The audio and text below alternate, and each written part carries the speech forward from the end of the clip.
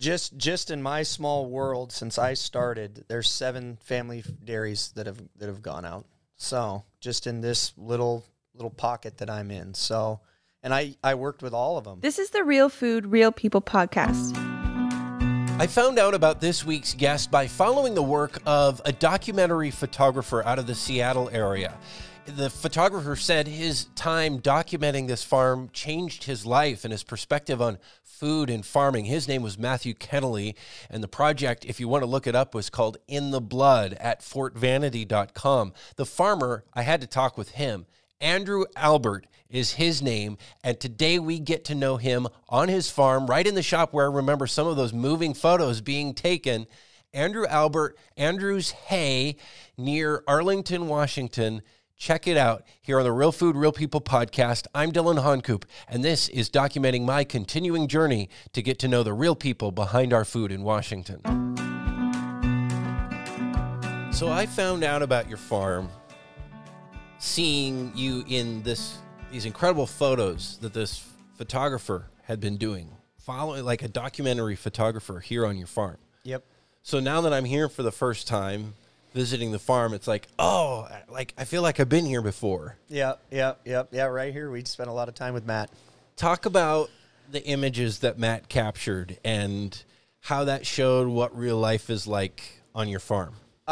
Because he spent, he would come out just randomly over 2 years, sometimes every day in a week or sometimes every few weeks he'd come out for a day.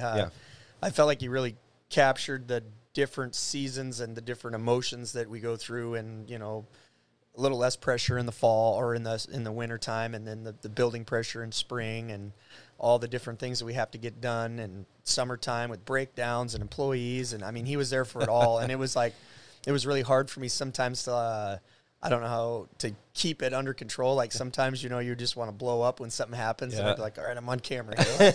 I got to keep it under control. But he did capture it, especially the stress. I mean, some of the stuff, and then the captions he did, and he could really put his finger on every guy I had and my family. And I was telling you, he made a video, like a slideshow with music, and every time I watch it, I tear up. It's just like, he did an incredible job. Well, I just know from me looking at it, I didn't know you folks from Adam at that point. Mm-hmm. That was my first exposure to, Andrew Albert and Andrew's Hay. Yep. And I had just found out about his stuff, too, as an artist. But as I was looking through the photos, I'm like, these look like National Geographic. Yep. But they capture the reality of farming as a farm kid. Yep. I could see they captured that reality like I had never seen before. And that's the stuff that's hard to capture, even here on this podcast. Yep. Talking with people, because that is so much of farming. I mean, we talk about the food and the successes that people have, sometimes the failures, but that day to day, like this broke, we got to fix that. We got to arrange this. Oh, now it started raining. Yep. That's farming. Yeah. And that's so hard to capture. And I let him in because he was always nervous that he'd overstep his bounds. And I said, you can be wherever you want. And he said, well, I'll just be a fly on the wall. I said, you have full reign, whatever you want to do. And he didn't want he wanted it natural. He didn't want it like rehearsed or posed or anything. Like he'd only take pictures that was actual action. Like we didn't even know what he was taking pictures of or what he was doing or what he was going to write. He was just there riding along, and once in a while we'd even say, hey, can you move this tractor over there? Can you follow us in this pickup? And so, well, because that's farming too. Yeah, it's like, we're short a person. How do we exactly? Hey, run this over here. Yeah, we'll pick you up. Yeah, no, it was a great time. I really enjoyed doing that with him. So, seeing what you do in photos like that, what does that make you think about all the work that you put in to grow food? Yeah. And really, you grow food for other food, too, with feeding animals that then produce food. I mean, I look back at, and I can see my jawline in a lot of those pictures, and I know it was just so stressful. And he would see it, and he would write about it, and just the hours, and, but then, there's a lot of happy photos. Like we have one in the shop that everyone likes of all of my crew, and I'm holding my newborn in my arms, and we're looking at this tractor that the transmission had gone up that's in a million pieces, and all of us are just, even Reese is just staring intently at this thing. We're trying to figure out what we're going to do, and, you know, everybody really likes that photo. I didn't even know he took it, you know, so so I just enjoyed that. I like that, you know, real life, you know, fly on the wall pictures, like not rehearsed, not, you know. Well, that's what this podcast is about too. Yeah, There's no rehearsal here. We just start going. Yep, exactly. Probably some people said, well, why is there such a little kid like that in a shop like that? That looks like a scary, dirty place. Oh, yeah. Well, that's how I was raised. That's how I was raised too. You know, I've got into that with people before about kids out here and stuff. And, you know, you got to keep them safe. But how are they going to learn about danger if they're never exposed to it? You can't turn an 18-year-old kid loose in the world that's been in a, you know, a bubble his entire life. You know, you got to. So my kids from day one are out here. We get in situations. I talk to them about it. They may not understand, but enough times of hearing about it, they're going to know, you know? So that's how it was for me. Yeah, I was driving tractor by myself at like 6 or 7 years old, me you too. know? So yeah. And when I was born, my folks actually my dad had a shop kind of like this, not as many tools as you've got here. But he was doing custom farming at the time. It was before he became a red raspberry grower. So he had, you know, a couple tractors and implements, and, you know, he was planting peas and stuff like that.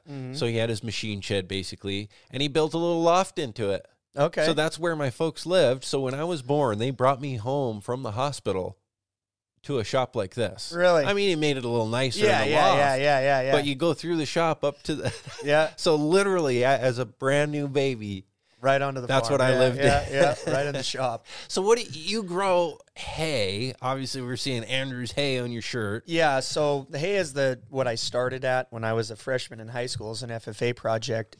And, you know, as once I graduated and grew, I got into growing corn for dairies, wheat, and then I baled a straw and got into doing certified weed-free straw for delivery to construction sites. Then I got into growing spinach and Swiss chard for seed and cabbage, beets, basically anything that I thought there was an opportunity. Recently, I have a partner on a herd of beef. We have a USDA label, and we opened a small store at my other farm, and we sell direct to the public USDA beef from all locally raised right here on our farm, fed my feed. So that's kind of a new venture we're doing to tie into the hay to use the low value grass, which would be like first cutting that I can't sell for hay because it's too low a quality. But if we get it made early into silage with less dairies around, I had to figure out where I was going to go with this. Yeah. So I had this idea for my own cows, but I'm not an animal guy. I'm a crop farmer, but I have a good friend that is. So we're working together, and so far it's going good. So you're able to harvest that grass. Yeah. Otherwise, I mean, what else would you do with it? Basically, I was just trading dollars, giving it to dairies for the cost of me harvesting it, just so I could set up to have younger grass to cut when we got into nicer weather in June and July, where I could actually get the hay dry. So that's what I've been doing for years. Because first cutting grass can be really good grass. But it is. We just don't have the weather to get it dry as hay. If we could make hay when it was ready to cut, it would be the best quality. But, you know, Western Washington, we should be cutting hay right now. Well, we know, you know, and I mean, people that aren't farmers probably don't know, but you need 4 or 5 days of 75, 80 degree weather to get hay dry, and we don't generally get that now. So, or over on the east side where they have like really low humidity and 95 degree days, they cut hay and then bale like the next day. Or if it doesn't work, maybe the day after. Here it's a constant like pulling your hair out. Will we get the weather window? Do we cut? Okay, we cut. Now do we ted it? Do we rake it? Do we rake it up? So, and then like I said, as more and more of these small dairies I was dealing with are retiring or getting out of the business, I was thinking eventually it's going to be where even if I want to just give this stuff away, I may not have that option. And what am I going to do? So that's how I got into that. So where does most of your hay go now? Most of my hay goes to just within probably 25 miles of right here to people with horses, people with cattle, sheep, alpacas, goats, just any animal that eats hay. We do home delivery. The majority we probably sell out of the store. Wow. So yeah, we sold out of this location for 20 years, just guys working in the shop would go out and load people. And then just about a year ago, it was May last year, we opened up this new location to try to, get more exposure, more room, have a dedicated crew just to the hay was kind of getting bigger and bigger and bigger. And then with this beef opportunity, we wanted to have a place with freezers and displays. And so anyway, so that's what we did. So real local beef. Yes. Yep. You can drive out of Arlington and see them raised on both sides of the highway. That's them. And so, yep. What you mentioned that you're USDA, or you have a USDA label. We've talked about this a few times on the podcast, but explain why that's important. I understand that's allows you to sell it cut by cut rather than... Yes, so normally a person would have to sell it custom, which means basically the animal is owned by the person that's going to end up with the meat before it is butchered. I mean, that's the technical rules of it. But with a USDA label, an inspector watches that animal from the time it's slaughtered all the way through to when it's packaged and frozen or put in the freezer. And so it's saying that this is safe. We've watched it to sell to the public. You can buy 1 steak, 1 pound of hamburger, and the USDA is saying that it's all good. So for a lot of local beef that's grown, and I've heard some people say, I could raise more beef, but I can't get USDA certified because of the availability of inspectors and facilities to do that. But that is the way to go. Really local beef. Yeah, if you want to sell it like we do. Even the problem now is there's a huge market even for custom. People would buy halves, wholes, quarters of beef, but there's no butchers. I have a lot of hay customers that come and ask, where do I go? This guy won't do it anymore. This guy retired. It's just there's a huge hole in that industry that seems to be an opportunity that someone would want to fill, but there just isn't, So I don't know. Yeah, and the only reason, and it was expensive to buy into the co-op to get access to this USDA, but that's the only way we are able to get our cows butchered. So, well, we've had Bobby Morrison, who at the time was at Del Fox. He's now down at PCC. And then we've had Boston Alvord back on the east side who's doing custom exempt, and we've talked with a few other people about the same issue, same story over and over. It's an art form, and there's not a lot of people getting into it. It's hard work. Yep. And it takes a lot of practice. It has some risk involved in it because you're dealing with knives and stuff all the time. Mm-hmm. But there is, at the same time, this increasing demand. What's going to change? Yeah.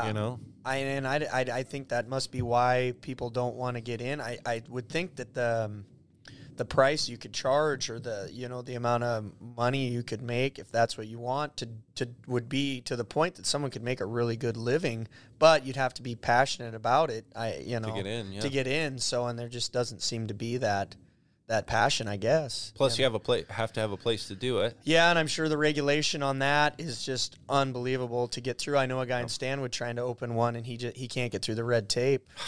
So it's too bad because I'm not a laissez-faire where there shouldn't be any rules. Obviously, there needs to be rules to make sure our food is safe and everything's on the up and up. Yep.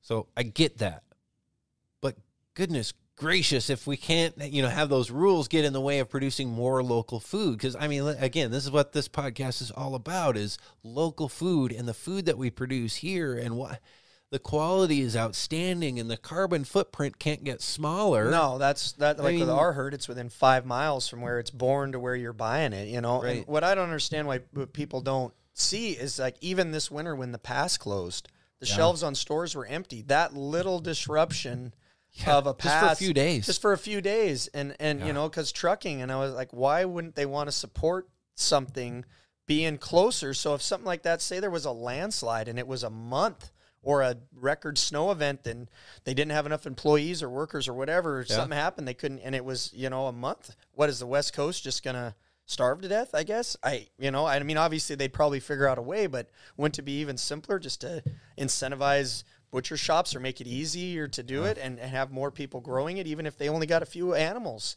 Support them and their family and their neighbors, which would support them and then support me by them buying hay from me. It's this big circle. It's this big funnel of money, when you get into something like that, instead of pushing it all out of this area because it's not appeasing to look at, or the smells aren't good, or it's cheaper, Right. or labor issues, Well, it's all of those things that are to blame when people say, "Oh, I don't want to just buy meat from the big evil 4 companies that have a stranglehold on." I mean, even President Biden has been talking about this problem, yet at the same time, all the things that we're discussing on the ground level, those are the reasons why. Yep.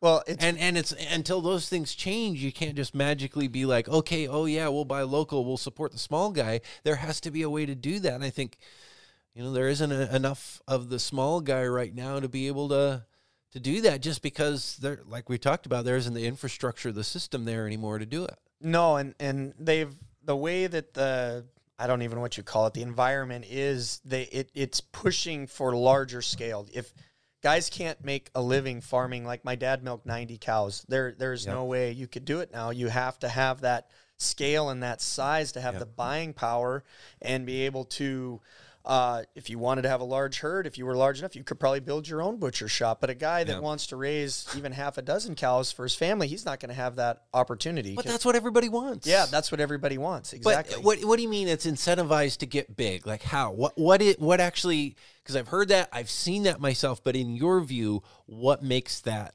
thing? It's just difficult, with labor being so expensive. Yeah, you buy, in my mind, like say you're a dairy or a crop farmer, one tractor you got to have one tractor whether you're doing 5 acres or if you're doing 100 acres. Well, obviously over the acreage, 100 that tractor is going to be amortized over more acres. Same thing with employees, So the larger you get, and then it opens the door, at least for me, what I've seen is I've gotten larger to be able to afford larger, more mechanized pieces of equipment that take the labor out of it. Efficiency of scale. Yep. And then instead of buying rolls of twine, instead of buying 10 rolls of twine and getting 10% off, I'm buying pallets of twine and getting 25% off, So it's just, and that adds up thousands and thousands of dollars, You save an extra 10% across $1 million. Well, there's $100,000. You know what I'm saying? Well, that's why McDonald's can produce a burger so cheap versus the mom and pop shop down the road. Yep. And because they have that buying power. I always say there's a war on farmers, and it seems to be getting worse now. We are villainized. They say there was a state, I don't even know which legislator from down in Kirkland or something, and she said that, this whole overtime thing, all farmers are racist and they have a debt to society and they need to pay it back and it needs to be expensive. Her words, you can look them up. And so, you're fighting against that kind of stuff. And then everything is based, so this is my dad's words, everything to do with like milk or meat, he always told me it all had to do with cheapness to the consumer. They want it has to be cheap to the consumer. Cheap food. So they used to have a base plan back when my dad first started that regulated dairy industry, that wouldn't let them grow, keep production or supply and demand in line. Well, the milk, they wanted it cheaper. It was getting too expensive in the government's eyes, so they deregulated everything, just let it go. So then, natural, it flooded the market, price goes down. Well, you're making less per cow, so the only way to make a living is to get more cows. Well, the little guys, some farms can do it, some can. The ones that don't sell out, or maybe they just don't want to deal with it. My dad, he said he was just tired of being angry, so tired of it. Every turn he made, he was going to have to put in a lagoon. He was going to have to upgrade, something in the parlor. I mean, it was just one thing after another, and he just said, I'm done with this. So same story as my dad's parents and my mom's parents. They were both I think my dad's dad never milked more than 50 cows. My mom's dad, a little bit more than that, probably about the same size as your dad. And they said the same thing. They're like, we just can't. And this was in the 90s. Yeah, they said they just cannot do it anymore. Mm-hmm. And hundreds, just in Western Washington, hundreds of small family farms like that did the same thing back then and in the years since. Just in my small world, since I started, there's 7 family dairies that have gone out. So just in this little pocket that I'm in. So, and I worked with all of them, it's crazy to me because less than 1% of the population of the world feed over 99%, but we take so much heat and there's so much trouble with everything, like you know, we got to have buffers on all this farmland because we're killing the salmon, you know, because apparently clear cuts and housing developments are better for salmon, I guess, you know, instead of the guy out there actually maintaining it. You know, we can't have riprap or anything. We can't do any bank revetment because it's unnatural. It'll scrape the salmon's sides. So we just let acres. I could probably show you 50 acres that have gone down the Stille. But you go up logging, as soon as it rains, if you don't straw the ditches, they shut the logging down because of the silt runoff, you know. But I don't understand. It doesn't make sense. Right. It doesn't make sense to me, you know. Right. So it's just,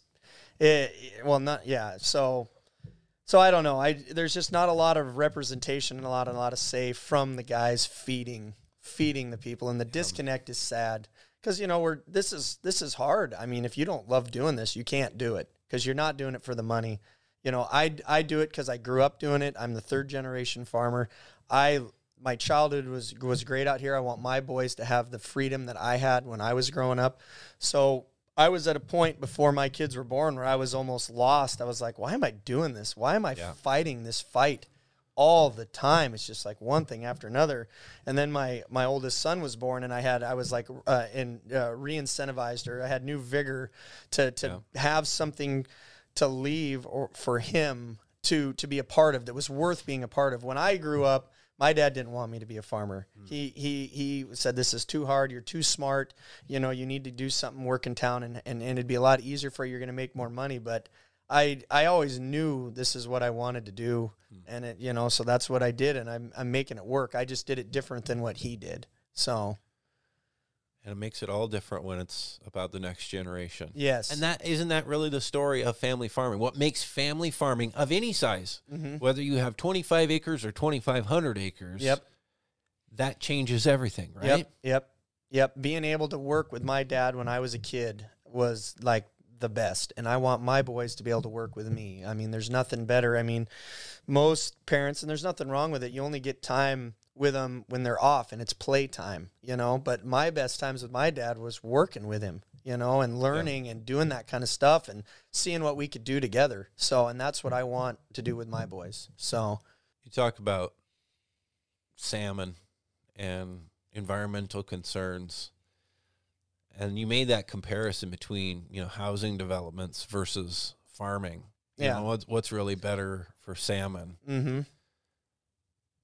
How do you see that difference? How do you care for your land? What's your perspective on stewardship? My perspective is that it all comes down to money. You know, there's money in being an environmentalist. There's money in preserving stuff for salmon, whether it actually does or not. You know, so they talk out of the side of their mouth about, oh God, if we do these buffers and this and that, it's going to help. And everyone kind of buys into it. But then you go up the road and they've clear cut, you know, 20 acres and they're putting in a strip mall, you know? And it's like, well, if you believe that doing this is really going to help, wouldn't you do that on your own land, you know? Well, and what happens when, I mean, you talked about the buffer bill, and I know that bill specifically in this past legislative session was something that would take untold amounts, hundreds, thousands of acres of farmland out of production. 250 just of my ground that I farm. Of your ground. 11,000 just in Skagit County.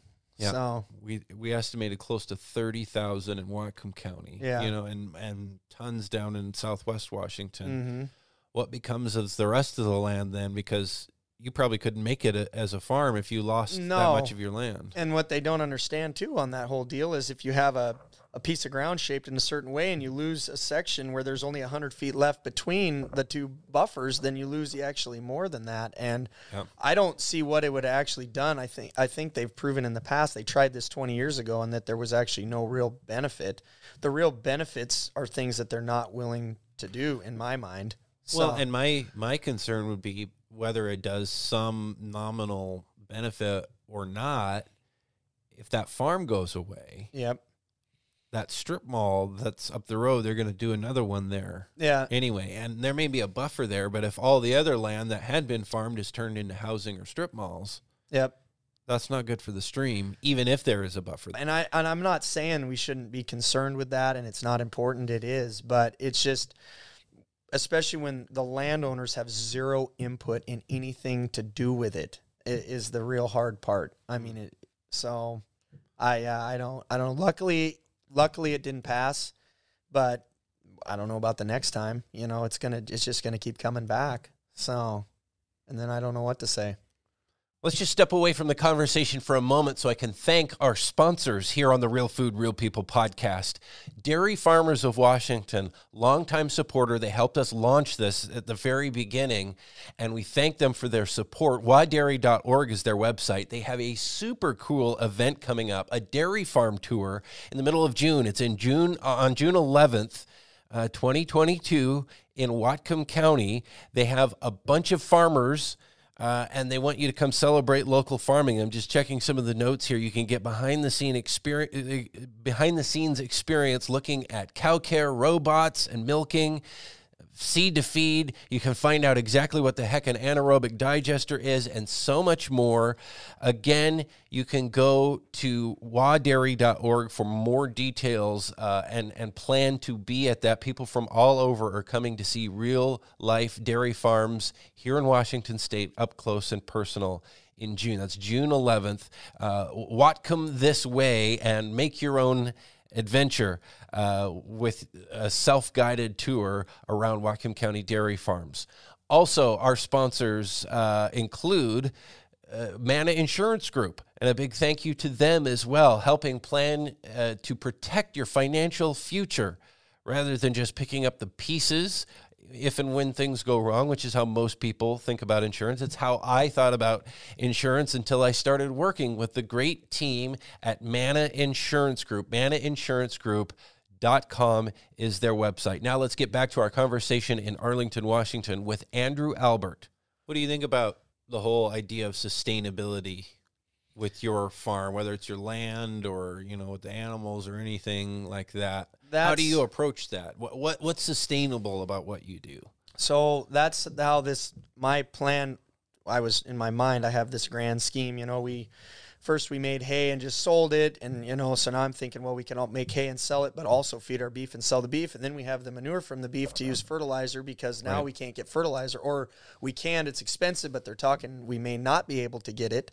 So I'm trying to have this like full circle deal, like idea on the farm here. I don't know how to say it. And closed loop, as they say. So if one spoke, if something happens, so all of a sudden no one can afford to feed horses, so that market fails. I have the beef herd because they're still going to want to eat, so we can use that. Or there's a flood of beef, or everyone and their brother buys cows and the beef market crashes, but then everyone's raising cows, so then my hay is going to be, you know. So I had this idea to try to make it, no matter what happened, that I would have some way that I could make the farm survive, you know. Preparing for the worst. Yeah. So, so far it's working. I don't, you know, we'll see. So it's hard. It's hard to plan, and especially right now, you know, and then having, the DOE talked about yanking water rights for water and cattle from surface water because they misinterpreted a law from 1917. Well, what's that about, you know? And then the overtime, like we had talked about earlier, they're going to help these employees. Well, the thing is they're losing they're going to lose their jobs to machines. I mean, we're going to be cutting hours, you know, and trying to figure out how to do more with less, you know. So it really, it isn't really a benefit. But I don't know, people don't see it. They don't understand, and it's not even their fault. They just don't have access. There's just a huge disconnect. There's a very large disconnect between farming and society, I guess. So if you had the chance to fix that disconnect, if you had 5 minutes, what would you tell people who don't know anything about this? I'd like to talk with these legislatures and the governor and everyone and say, you know, you should be supporting us. And I'm not saying let farmers or ag get away with anything, but instead of everything villainizing every move we're making, you know, cow farts pollute the world and all this, they should be putting positive things out there to help get, you know, people in the community supportive of the people that are feeding them. Because we're out here doing it, and, you know, we drive a tractor down the road and every other car's giving us the bird type things, you know. They're just, wow. They just don't understand, like, a little. So that's, to me, instead of everything being negative, if they had some supportive things like, hey, isn't this great what these guys are doing, or these guys have done this, or we're working with them, we've talked with them, but there's none of that. Yeah. So to me is what I see. So, what's been the hardest thing in this whole journey so far for you? The sacrifice of like missing out on family events, because I tell everyone the farm has to come first. If you're going to make it farming, you have to know it's like kind of like being in the military. The farm has to come first. You got to bale hay. Somebody's getting married that day. It's sorry, you got to bale hay.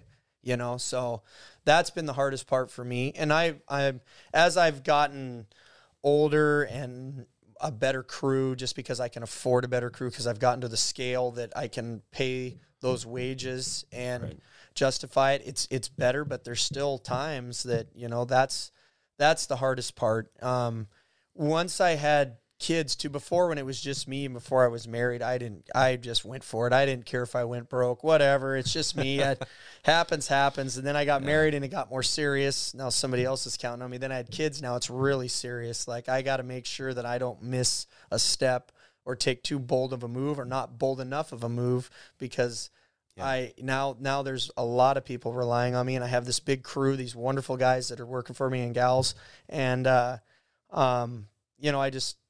there's a lot of people counting on this farm, and we're all working together. And so it's a lot of pressure to keep it all going, and, stuff like I said, we keep bringing it up, like that bill and that overtime thing, man, it was just like a gut punch. Get up in the morning, have a cup of coffee and read about that. And I thought, what the heck is going on? Out of nowhere.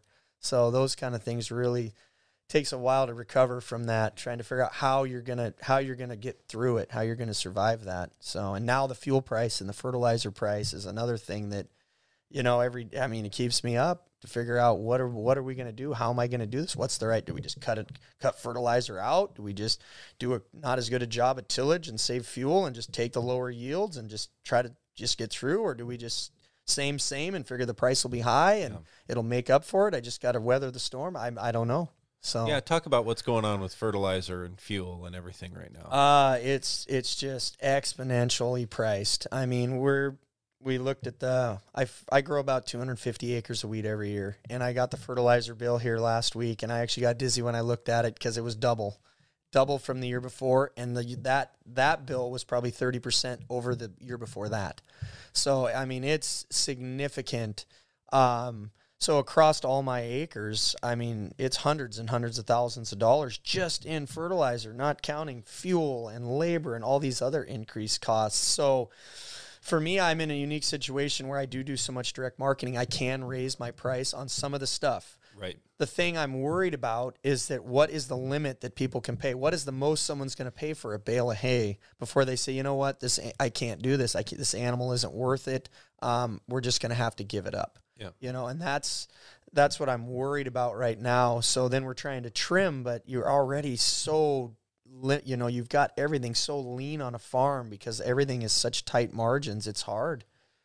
So back to wheat, and your fertilizer bill for that. Hasn't the price of wheat gone up though too? Yeah, and that's going to help a lot. That's going to help offset it a lot. The deal again here is infrastructure. We have no infrastructure in Western Washington to get it to the global market. We have to truck it to Portland, down to, I think, Chehalis. I'm actually going to be trucking it to Wenatchee because I have been selling it locally for feed because by the time you trucked it, paid all the fees to do into the commodity market, it was, even though you took a way lower price for feed locally, it was still better.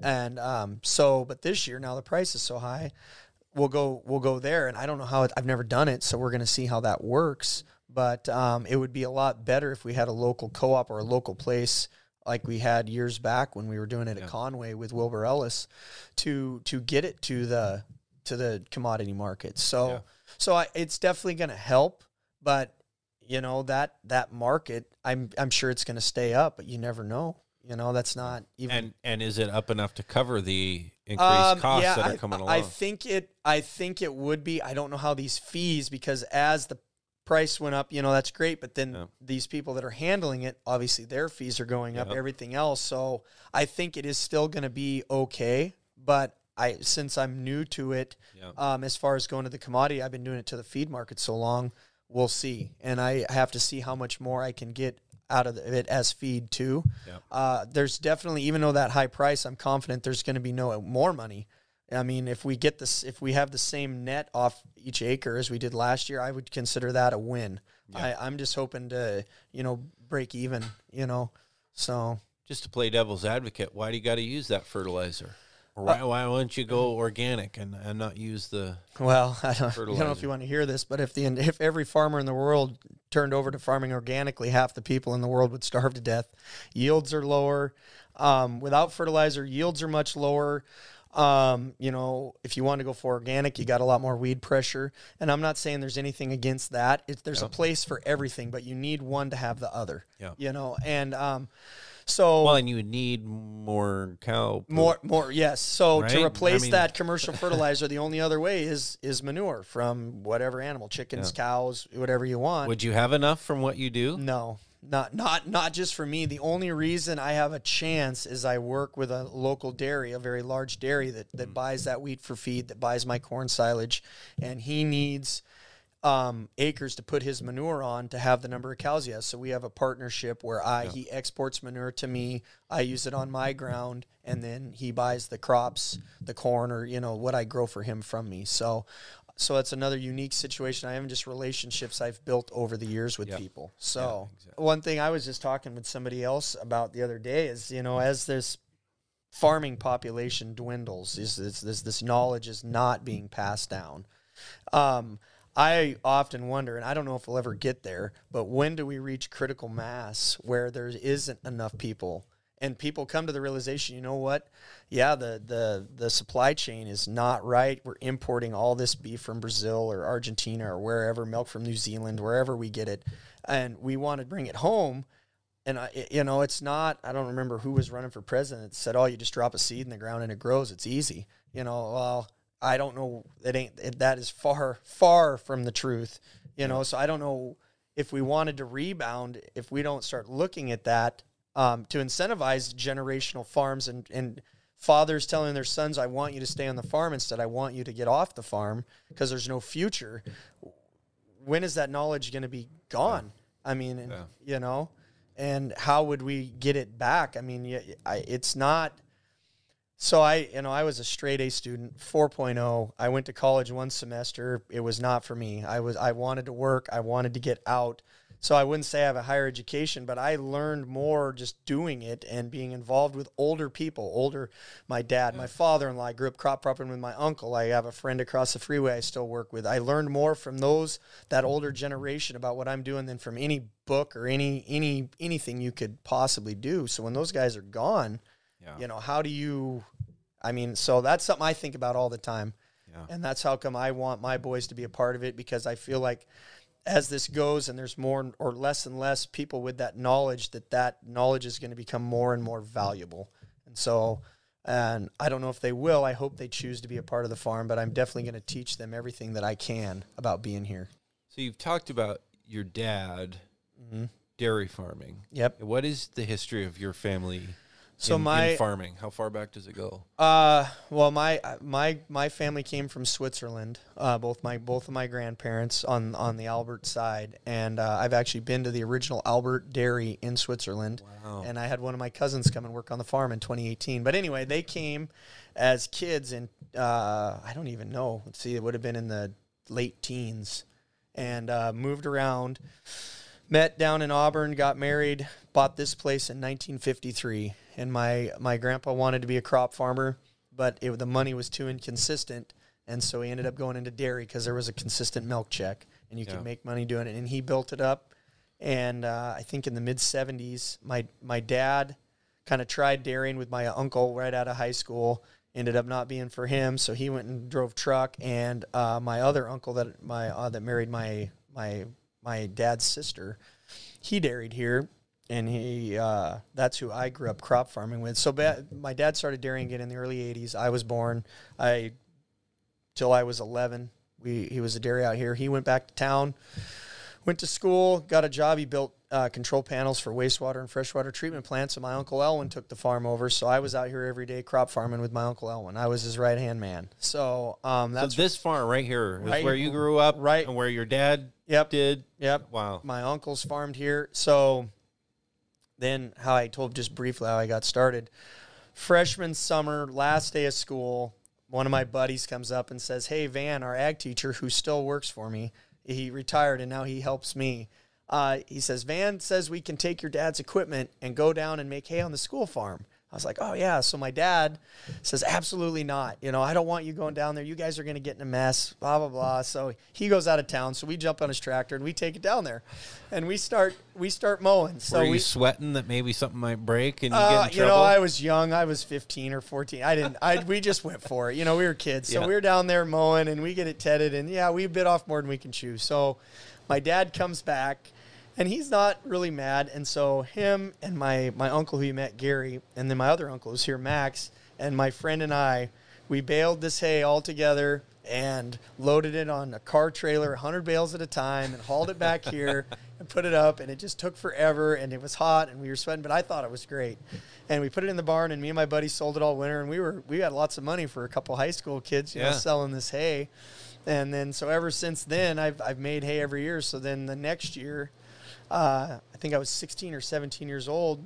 There was a piece of ground that had been sitting, and I was too shy to go talk to the owner, so my dad went with me, and his name was Dan Grew, and my dad said, "Hey, this is my son Andrew. You know, he wants to talk to you." And I said, "I'd like to rent this 12 acres from you and start farming." And I was a sophomore, I think, in high school. So I rented. That was my first piece of ground, and I've been just renting more and more since then, just building this business, you know, all the way since then. So I've been doing it. It doesn't seem like that long ago, but it's been a long time. So, yeah.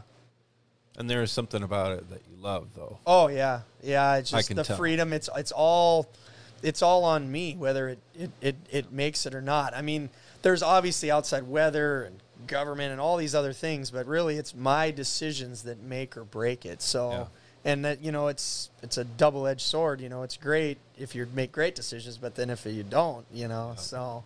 Totally. And then I love working with a crew of guys that like to work. I've always had guys that enjoy work and like to work, and so I enjoy that. And, yeah, and now with my kids, it's even better.